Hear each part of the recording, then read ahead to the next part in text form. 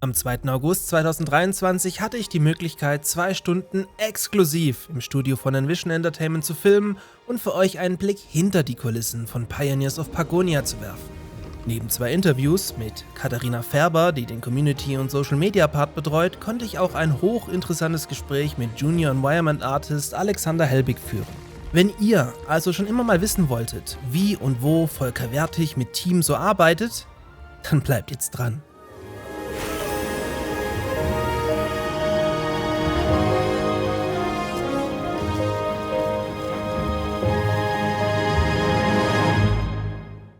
In uralten Zeiten, als das Pantheon noch von Göttern der verschiedenen Völker bewohnt war, stand dort ein Tempel. Der Tempel des unbekannten Gottes, Schöpfer aller Götter. Dieser Tempel wurde in höchsten Ehren gehalten. Bevor wir beginnen, müssen wir erst einen Blick in die Vergangenheit werfen. Denn die heutigen Räumlichkeiten von Envision gibt es bereits grob seit 1997. In diesem Jahr gründete nämlich Volker Wertig seine eigene Firma namens Phenomic Game Development, über welche dann mit Dirk Ringe zusammen an Die Siedler 3 in Kooperation mit Blue Byte gearbeitet wurde. Alles begann mit der Entdeckung des Allfeuers und dem Geheimnis der Konvokation. Neben Die Siedler 3 entstand bei Phenomic in den Jahren danach auch die Klassiker Spellforce 1 sowie Spellforce 2 samt diverser Add-ons, welche ich zu meiner Schande nie gespielt habe.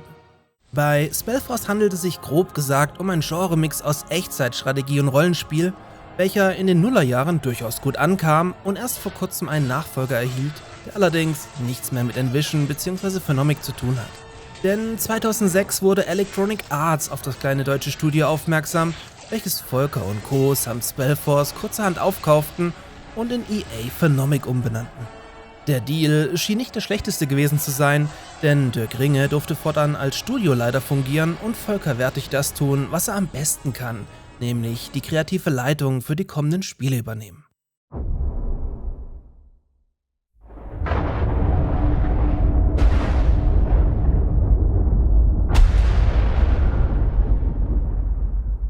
So entstand in dieser Konstellation 2009 Battleforge, welches eine Art Online-Strategiespiel darstellte und auf Drängen von EA später in ein Free-to-Play-Konzept überführt werden musste.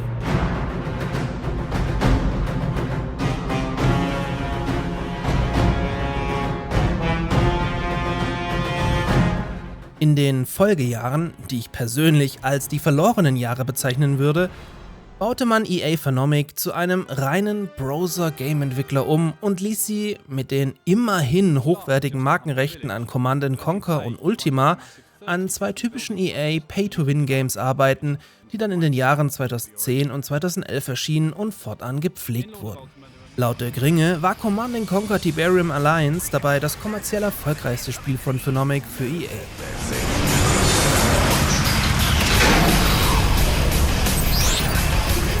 Half aber alles nichts, denn ebenfalls wie bei EA üblich, schloss man das Studio dann 2013 komplett.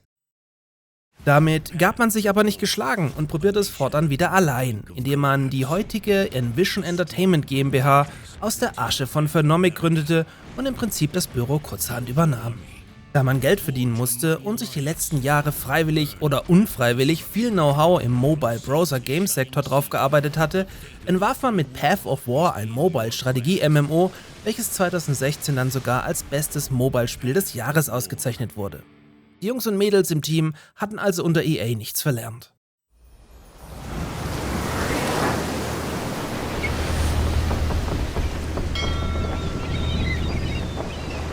Anschließend wurde es etwas still um die Machenschaften bei Envision, da man im Geheimen einen Big Deal an Land ziehen konnte. Denn Ubisoft klopfte an die Tür und bat um die Mithilfe an einem Reboot für die mittlerweile längst eingekaufte Die Siedler-Marke. Was folgte, ist durchaus bekannt. Die von Volker Wertig angestoßene Vision für die Marke, die er einst selbst erfunden hatte, wurde ab einem gewissen Punkt in ein reines und entschlacktes RTS umgebaut, woraufhin Volker samt Team das Projekt schweren Herzens aus kreativen Differenzen verließen. Angeblich übrigens durchaus im Guten. Man pflegt wohl nach wie vor eine gute Beziehung zu Ubisoft. Aber darum soll es heute gar nicht gehen. Denn nun hatte man Blut geleckt und benötigte dank der deutschen Games-Förderung auch keinen Publisher mehr, um ein eigenes Die Siedler-Spiel zu kreieren und die eigene Vision ohne Abstriche umzusetzen. Die Geburtsstunde von Pioneers of Pagonia.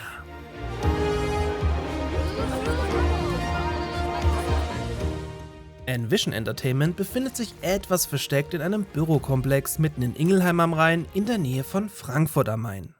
Hier im 2. Stock stolpert man zuerst über die Hall of Fame Vitrine, in der sich natürlich Dinge zu allen gerade angesprochenen Spielen befinden. Lustigerweise steht hier auch eine extrem seltene japanische oder chinesische Version von Die Siedler 4, was als geneigter Die Siedler-Fan natürlich extrem verzückt. Neben zig Lagerräumen auf der rechten Seite, in welchem auch ein Streaming-Studio für die Zukunft geplant ist, findet man in einem langen Gang eine kleine Küche sowie unspektakulär die sanitären Einrichtungen. Leider hatte ich nur 2 Stunden vor Ort, in denen ich auch 2 Interviews führen durfte, weswegen ich mich vorab auf ein Setup festlegen musste und das Ganze gezwungenermaßen extrem durchrushte, sodass mir hier leider auch einiges an Material abhanden gekommen ist und ich durch gruselige warm-weiß eingestellte LED-Deckenlampen, die natürlich auch in der falschen Herzzahl flimmerten, extrem viel in der Post nacharbeiten musste. Aber sei's drum, that's business. Das Studio verfügt über 2 Großraumbüros, wovon ich nur in einem gedreht habe. Man hatte sich im Team sozusagen aufgeteilt in eine Gruppe, die keinen Stress damit hat, gefilmt zu werden, und eben in eine, die das nicht möchte. Also völlig okay. Großraumbüro 2 sieht aber im Prinzip auch genauso aus wie Büro 1. In diesem Büro 1 sitzt zum Beispiel Katharina Färber, die für die Community da ist und die Social-Media-Arbeit übernimmt. Mein Interview mit ihr daher gerne nochmal oben im i verlinkt. Außerdem hockt hier sozusagen das Art Department um Tim Schwank, welcher an diesem Tag leider Urlaub hatte. Dafür konnte ich aber ein ausführliches Interview mit Junior Environment Artist Alexander Helbig über Gebäudedesign und das Motion Capture führen, ebenfalls oben im i verlinkt und sehr zu empfehlen. Darüber hinaus gibt es im Studio noch 3 Einzelbüros, in denen Marsha Ringe fürs Backoffice hockt, die leider auch nicht da war, sowie CEO Dirk Ringe, mit dem ich leider auch viel zu kurz, da einfach keine Zeit, ein kurzweiliges Gespräch über gute alte Die Siedler 3 Zeiten hatte. Er hatte sogar einen Die Siedler 3 Regenschirm dabei, für den der ein oder andere Fan sicherlich mittlerweile ein hübsches Sümmchen auf den Tisch legen würde. Also nicht ich, aber hey. Guck hier, da ist ab mit Mausover. Ich muss gestehen, ich war lange nicht mehr drin. Bist du auch noch nicht lange drauf. Ja, ich werde hier gestalkt noch eindeutig. Dirk, falls du das anschaust, Die Siedler 3 History Edition funktioniert wirklich gar nicht im Multiplayer. Beweisvideo jetzt oben im i und so. Das war auch der Grund für eine durchaus beachtliche Modding-Szene für Die Siedler 3 und 4, die schlussendlich in das Settlers United Projekt geführt hat und nach Jahren endlich alle Bugs und viel mehr aus den beiden Klassikern rausgeholt hat. Wollte er mir aber einfach nicht glauben. Also, dass der Multiplayer ohne externe Tools nicht funktioniert. Auf jeden Fall ein super sympathischer Dude und gerne mal ohne Zeitstress, vielleicht mit einem Bierchen wieder. Und dann kommen wir natürlich noch zu dem, was alle sehen wollen, nämlich wo ein Volker Wertig gleich nebenan arbeitet. Er erzählte mir, dass er die Nacht vorher bis 4 Uhr Pagonia gezockt hatte und sich gerade schwer vom Spiel trennen kann. Was mich insofern verwunderte, da ich aus eigener Erfahrung schnell eigene Projekte nicht mehr sehen kann, wenn man irgendwann den Overkill an Stunden erreicht hat. Was aber natürlich für das Spiel spricht. Übrigens war natürlich auch keine Zeit selbst mal reinzuzocken, weswegen ihr, falls ihr auf der Gamescom seid oder wart, mir durchaus hier was voraus habt. Er hat mir dann noch verraten, dass sie aktuell einen Gameplay-Test für September planen, für den ihr euch übrigens oben im i eingeblendet anmelden könnt, im Oktober eine Demo nachgeschoben wird und das Spiel tatsächlich schlussendlich am 13.12.2023, einen Tag nach meinem Geburtstag, erscheinen wird. Alles in allem somit ein sehr spannender Nachmittag in Ingelheim mit ganz vielen super sympathischen Menschen, die ihren Job lieben und an etwas ganz Großem arbeiten, was nicht nur Hardcore-Die Siedler-Fans zum Ende des Jahres verzücken könnte und definitiv etwas ist, auf das ihr euch freuen könnt. An dieser Stelle danke nochmal an Envision Entertainment für die Einladung, gerne jederzeit wieder.